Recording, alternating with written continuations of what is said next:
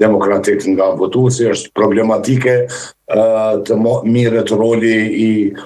unifikuesit. Zgjedhjet nuk janë mbajtur për unifikim apo për qeveri kombëtare tranzicionale, gjithsesi kjo është një listë dëshirave, është krejt legjitime që zoti Abdigjiku të taktizoj, strategjizoj, ta themi kështu në aspektin politik dhe të mas përfitimet cilat mund t'i ketë nga pozicioni asnjënës, as që kishë me thonë zoti Konjusa, as me vetëvendosjen e as me PDK-n e këta të tjera, por me të gjithë bashkë, por nuk e shoh reale dhe nuk e shoh që në aspektin e guximit politik mund t'i sjell ky pozicion i tanishëm, mund t'i sjell dobi.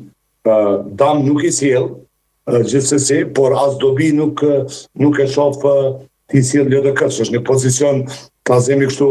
për dallim nga PDK-ja, është një pozicion mjaft i paguzimshëm, mjaft i pamotur në sensin i papjekur politikisht, për arsye se partitë politike votohen